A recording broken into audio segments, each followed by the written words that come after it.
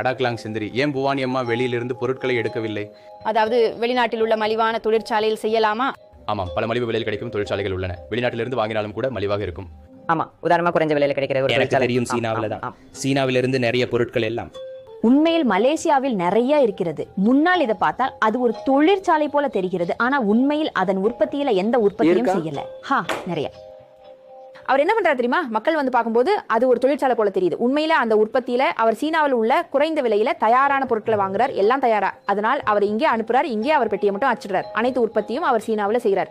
அதன் செலவு இன்னும் குறைவாக இருக்கும். உண்மையில் இந்த தயாரிப்பின் பின்னால் நான் சொன்னால் பலர் உங்களிடம் வந்து தயாரிப்பை வாங்குவார்கள். இது உண்மையான கதை. நான் பகிர்கிறேன், நான் இங்கே வெளிப்படுத்துகிறேன். இந்த கதையை நீங்கள் கேட்கும் அதிர்ஷ்டசாலிகள். இந்த வருடம் 2026 ரமலான் மாதத்திற்கு முன் எனது அலுவலகத்திற்கு யாரோ வந்தார்கள். அவர்கள் என்னுடன் எந்த நேர்முகமும் செய்யவில்லை. அவர் சீனாவில் மிகப்பெரிய தொழிற்சாலையின் உரிமையாளர். அவர் வந்தது ஏனெனில் அவர் டிக்டாக்கில் ஒரு பிராண்ட் ஹவுஸ் காஸ்மெட்டிக் இருக்கிறதை பார்த்தார். அவர் 3 பேரை தன்னுடன் கொண்டு வந்தார். அவர் நம்முடன் நேர்முகம் செய்யவில்லை என்றாலும் நான் வரவேற்றேன். நான் சொன்னேன், ஆம், என்னை நீங்கள் எதற்காக உதவ வேண்டும் என்று சொல்லுங்கள். அவர் சொன்னார், அவர் சீனாவில் இருந்து தொழிற்சாலை மற்றும் மலேசியாவில் பல நிறுவனங்களுக்கு வழங்கியுள்ளார். நான் முதலில் அமைதியாக இருந்தேன். அதுக்கு பிறகு அவர் சொன்னார், சரி.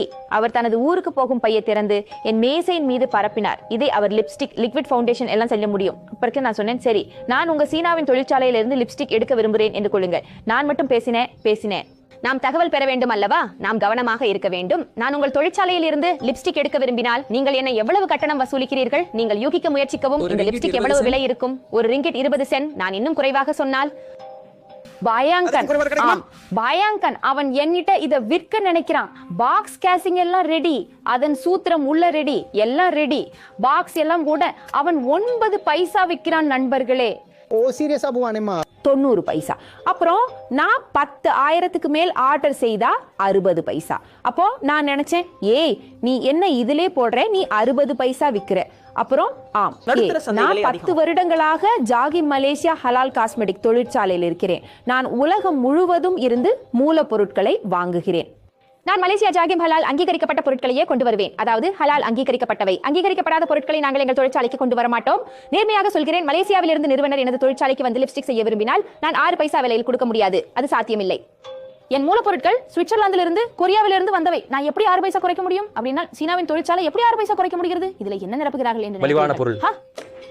அது மலிவானது ஒரு விஷயம். பன்றி கொழுப்பு, பன்றி டிஎன்ஏ, பன்றி கொலாஜன் இருந்தால் அது மிகவும் மலிவானது. அதுதான் மிகவும் மலிவு. பலர் இதை ஆச்சரியப்படுத்தியது என்னவென்றால், அந்த சீனாவின் தொழிற்சாலையின் உரிமையாளர் என்னை அவரது பொருட்களை வாங்க வைக்க முயற்சித்தார். நான் அவரிடம் சொன்னேன், உண்மையில் எனக்கு எனது சொந்த உற்பத்தி உள்ளது. சரி. அவர் சொன்னார், பரவாயில்லமா? அவர் சொன்னார், ஏனெனில் மலேசியாவில் பல தொழிற்சாலைகள் அவரால் அங்கீகரிக்கப்பட்டுள்ளன. அவருக்கு ஒரு தொழிற்சாலை உள்ளது, ஆனால் அவர் உண்மையில் சீனாவில் உற்பத்தி செய்கிறார்.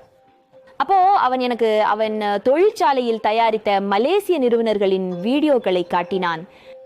அவள் அந்த விஷயத்தை காட்ட முடியுமா? அவர் காட்ட முடியும். அவர் ரகசியத்தை வெளிப்படுத்தினார். நான் நினைச்சேன், ஏய் அவர் வேற மாதிரி இருக்கிறார்.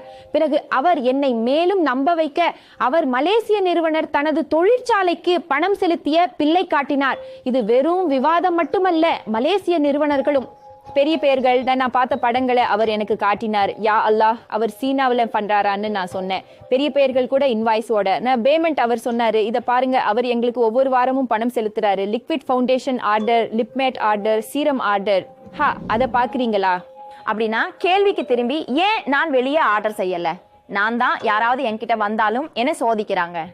எப்படி நான் இந்த 6 பைசா விலையை பார்த்தேன் என்று பார்க்க வேண்டும்? உன்னிடம் நம்பிக்கை இல்லை என்றால் எடுத்துக்கொள்வாயா? சீக்கிரம் பணக்காரராக வேண்டுமா? மோசமாக பணக்காரராக வேண்டுமா? ஆனால் அங்கேதான் நான் நினைத்தேன், ஏய் அல்லாஹ் என்னை இன்று சோதிக்கிறாரா?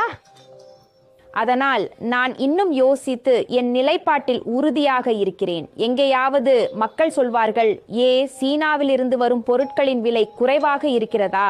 ஆனால் நான் அந்த மூலங்கள் அல்லது தயாரிப்பு முறைகள் ஜாகிம் மலேசியா ஹலால் விதிமுறைகளை பின்பற்றுகிறதா என்பதை மிகவும் சந்தேகமாக பார்க்கிறேன். சுத்தம், ஹலால் தௌலிபான். ஏனெனில் லிப்ஸ்டிக் உதடுகளில் பயன்படுத்தப்படுகிறது. பன்றி கொழுப்பு இருந்தால் பன்றி கொழுப்பு உள்ள லிப்ஸ்டிக்கை நீ உண்டு விடுவாய். கற்பனை பண்ணு மலேசிய மக்கள். அதனால் இங்கேதான் நான் என் நிலைப்பாட்டில் உறுதியாக இருக்கிறேன். என்னுடைய மூலப்பொருட்கள் கொஞ்சம் விலை உயர்ந்தவையாக இருந்தாலும் நான் அவற்றை ஜப்பான், கொரியா, சுவிட்சர்லாந்து ஆகிய இடங்களில் இருந்து எடுக்கிறேன்.